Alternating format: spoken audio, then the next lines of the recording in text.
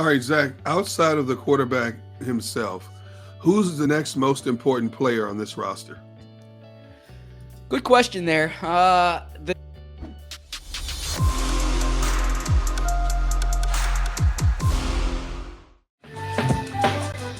All right, welcome back in, everybody. Sports Take, hour number 3. Derek Gunn, Barrett Brooks. I am Rob Ellis. Excited to have our next guest on the show. Does a phenomenal job covering the Eagles for The Athletic. You can follow him on Twitter at ZBerm. Also, the author of the great book Underdogs on the 2017 Philadelphia Eagles, the one and only Zach Berman. What's happening, Zach? How you making out, man? Z-Berm. Hey, doing great. Good to see you guys. It's like old times again. What know, up, man. man? We missed Exactly. it. We needed our Zach fix, man. So we're getting it. We're getting I it today. appreciate that. Yeah. So, man, a lot to talk about because we haven't had a chance to discuss the entire offseason with you yet, Zach. So a lot to cover. But I do want to start with the Julian Lurie elevation, if you will, or more of a prominent role, or at least a defined role, if you will, with the organization. He is going to be, I guess, the business and football operations strategist, I think, is the title that he's going to be getting, Zach. So what do you make of that? It would appear to be the forerunner to eventually taking over for his dad, but how heavy of an influence will he have now, and how soon do you think that transition takes place? Yeah, I think this is a good move for the organization. And I say that because it was inevitable that he was going to take on a bigger role. My colleague Bo Wolf on The Athletic broke the story yesterday in terms of his title and the responsibilities. And basically, this allows him to get exposed to it in a formal capacity to both the football side and the business side. And look, if you're an Eagles fan, which I imagine everyone watching this is if someone's going to own the team, you would rather them be in the building, be around the operations for X amount of years rather than just come in one day and be in charge, right? And so this is what it allows him to do. It gives him a formal role and a front seat to all these decisions and an understanding of the people in the building.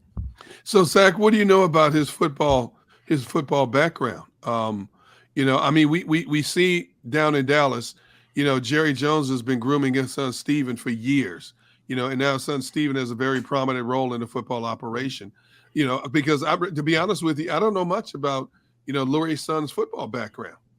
Yeah, so he's been obviously around his father and talking to his father and conversations with his father about issues pressing to the team, to the ownership for years now, right? He's been involved in the coaching searches. I should say this. He's been present in the coaching searches. I don't want to overstate involvement, but even if you go and you read Doug Peterson's book, for instance, Doug Peterson talks about Julian being in the room in their interview in Kansas City, and he was involved in the interview process. Obviously, this past time with Nick Sirianni, he's present at every game. You see him there on the sidelines before the games. When you see the shots of Jeffrey Lurie's box, you see Julian in there. So he's around. I can't tell you specifically what he might have his hands on or any type of leaning from a football perspective.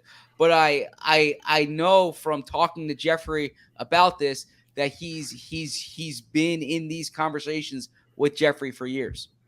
Well, in looking at it, how does this dynamic change as far as the relationship with Howie and his decision making as they go forward? I mean, is he going to be on the business side, or is he going to be more so? Is he going to have any, business in the player, the player aspect of it? Where is he going to fit in at?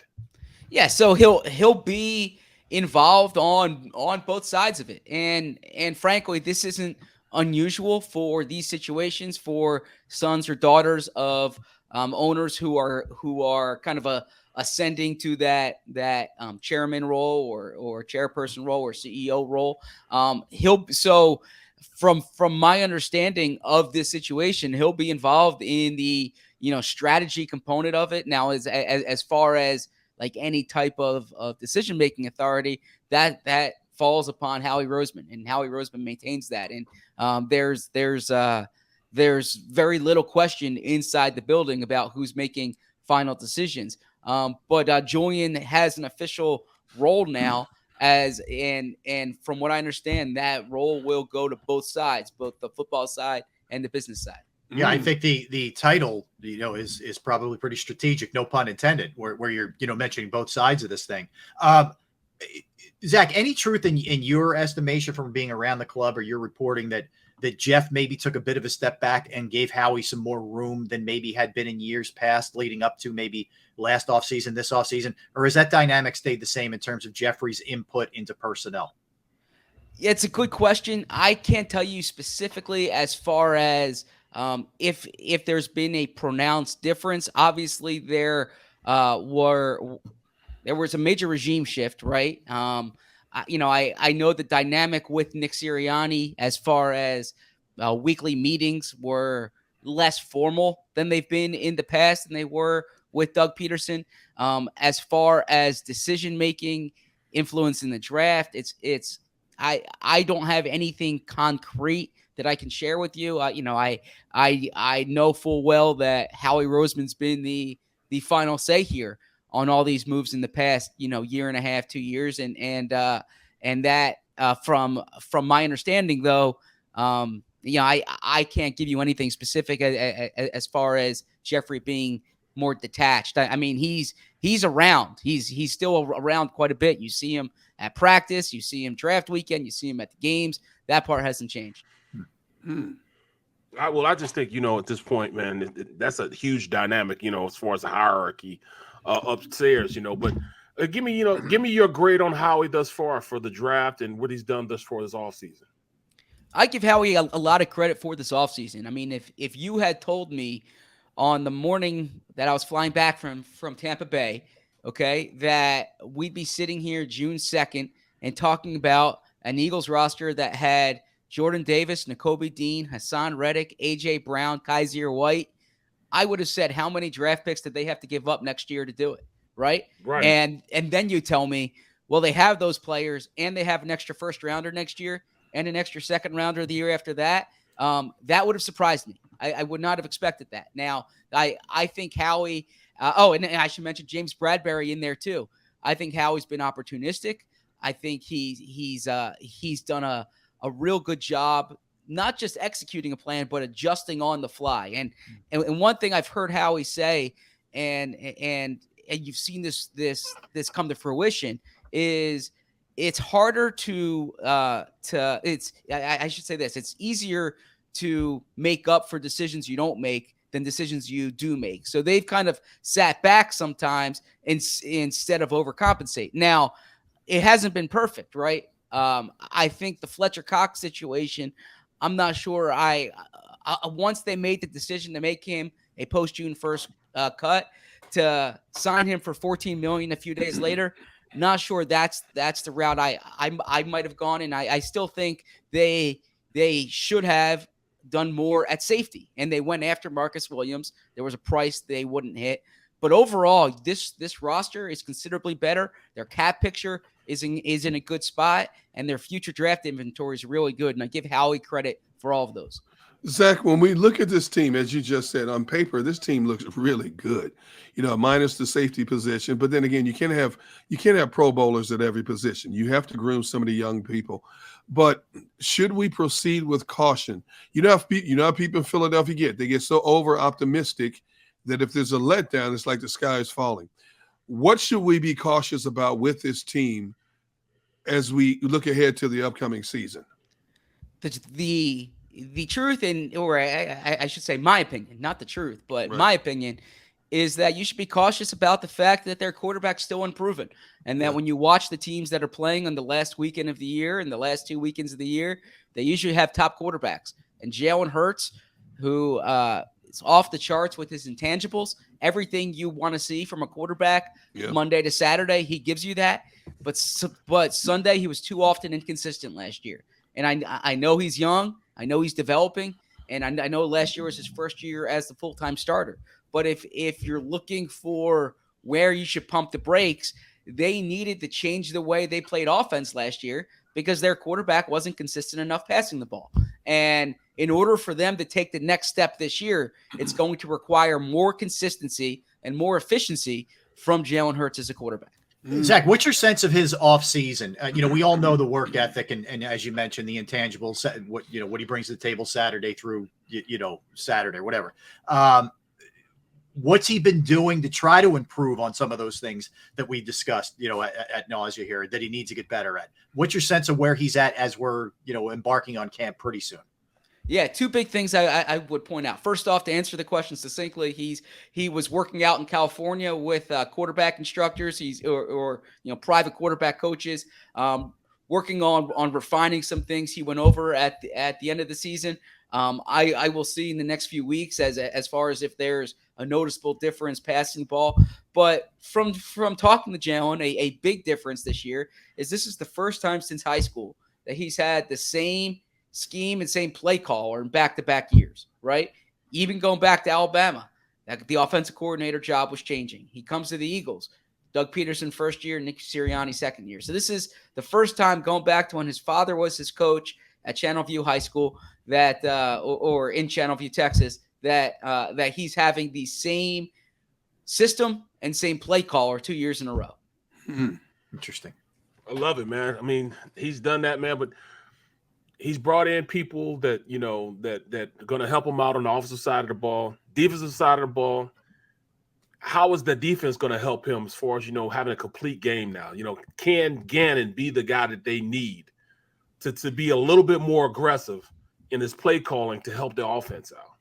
Yeah, the talent that Jonathan Gannon has is better, and the ability for Jonathan Gannon to run a defense that can be matchup dependent is better. And what I mean by that is Jonathan Gannon, so they play the Colts one week, the Packers the next week. They might have a different defense to play against the Colts than they do against the Packers. And Jonathan Gannon wants to have a system that can adjust to the opponent. And they have, in terms of their depth, in terms of their versatility, their flexibility, you just look at what they have on the defensive line. You look at what they have at linebacker. You look at what they have rushing the quarterback. At corner, they are much better this year than they were a year ago there. So I think that's going to help them. As far as aggressiveness, that's subjective. It depends upon who you talk to, how aggressive they should be. My personal opinion, you need to get to the quarterback. Everything changes when you sack the quarterback. And, I covered a coach, Al Groh, from the University of Virginia, who I remember him saying every quarterback looks the same when he's on the ground. And it's the truth, right? So the Eagles were second. They were second to last in the NFL in sacks last year. And I've spoken to a lot of smart people in that building who say the sack stat can be overrated. Where I would disagree is sacks are negative plays, right? You can affect I keep getting told it's about affecting the quarterback more than sacking the quarterback.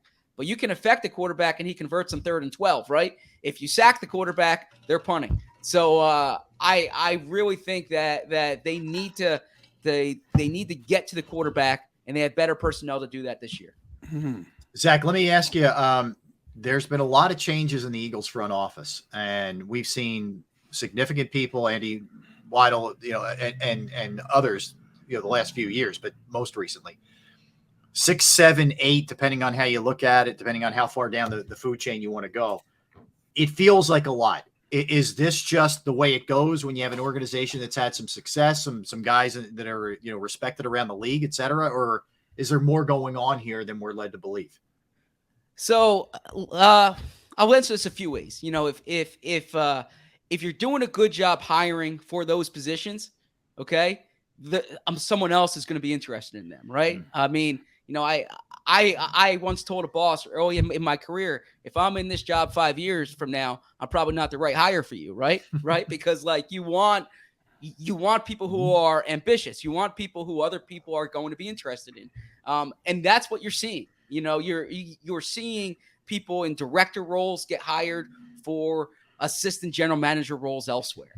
That's not problematic to me. Now you have to do a good job replacing them and the brain drain, if you will, or filling those spots. That's a real thing. The Andy Weidel situation, that's a little bit different because he was the number 2 guy, if you will, right? He was responsible for the scouting staff. He set the draft board, and the job he went to is somewhat parallel to what he's doing now. He didn't get hired to be a GM. So that's a different conversation than Ian Cunningham or Brendan Brown or Catherine Raich. And, there's a lot that goes into that, whether it's the personal side of it. He's returning home, who he's matched up with there, kind of being closer to the sun in terms of making those decisions. But overall, I would say that it's not a good situation for the Eagles that you lose so many people in the same year. But this is what happens when you have people who are well regarded around the league, and they're going to have the most change in their front office since 2016 when they brought Joe Douglas and Andy Weidel and Ian Cunningham in. And it's going to be incumbent upon Howie Roseman to hire the right people and to continue building that pipeline. So when people do go elsewhere, you have someone stepping up. The one thing I will add to this is pay attention to the titles, because the Eagles can't necessarily block a director from becoming an assistant GM somewhere else. Under Howie Roseman, they haven't had assistant GMs. If they give out the assistant GM titles now, if they give more than one, if they have, say, 2 assistant GMs, then that can kind of help you keep someone unless they're going somewhere else to be the GM. All right, Zach, outside of the quarterback himself, who's the next most important player on this roster? Good question there. If you just go in terms of the importance of the position and the importance of the player, I would probably say Jordan Mailata. Okay. Although where I'm cautious is that the delta. So there were the difference between Jordan Mailata and Andre Dillard.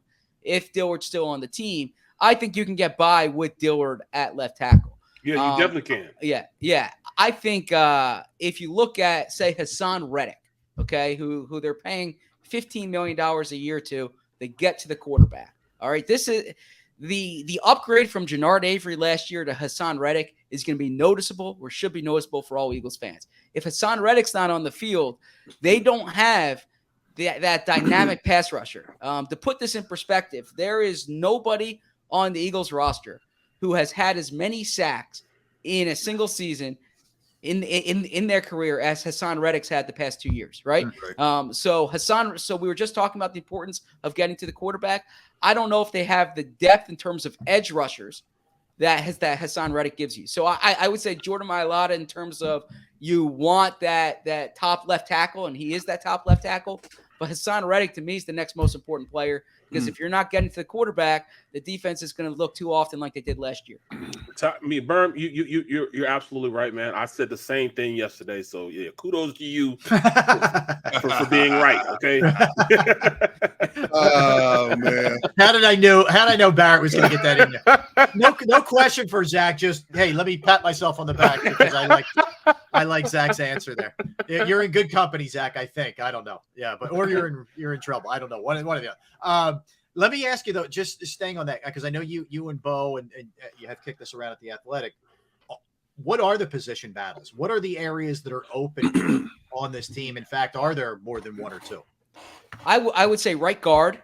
I think it's going to be Isaac Seumalo, but don't sleep on Jack Driscoll. They like Jack Driscoll. I think he started, 8 games last year? I don't have it in front of me. 8 games at right guard, and he looked good there. And both those guys are versatile. I think they'll give Isaac the chance to win the job, but don't sleep on Jack Driscoll there. Linebacker, Nakobe Dean is a really good player, and he's going to force their hand, right? They like what TJ Edwards gave them last year. Kaiser White is a good player who is an upgrade at weak side linebacker for them. But Nakobe Dean, as long as he stays healthy, it's going to be hard to keep him off the field. And then I don't know if safety is a competition right now, but safety is a weak spot where you have to pay attention. If they could seek an external upgrade, or even the depth there is important, because if Anthony Harris goes down, or if Marcus Epps doesn't perform the way they need him to perform, they don't have the quality depth there that I think they need at this point. Let me ask you about the interior defensive line. I mean, that you mentioned Fletcher. They bring him back at 14, which was puzzling to a lot of people. They still have Hargrave. Milton Williams had a really nice year. We hardly ever talk about him. And then you add Jordan Davis. Are they going to be able to get these guys enough touches? And how is Davis going to be utilized?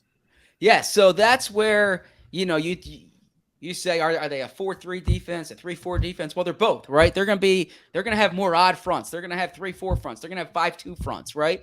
And if you're in those 3-man fronts, or those odd man fronts, I should say, you can have 3 defense tackles on the field. Fletcher Cox, when you think about years 2 to 4 in his career, he was a defensive end in a 3-4.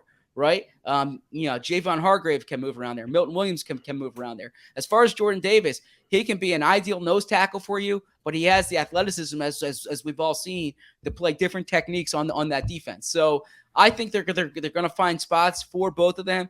If we're talking about, the Jim Schwartz 4-3 defense that they had, the attacking defense where you're really only having 2 defensive tackles on the field, and oftentimes you're bouncing a defensive end inside, I would say this is more problematic. But with this defensive scheme, I think having that depth in the interior, all 4 of those guys are going to play quite a bit.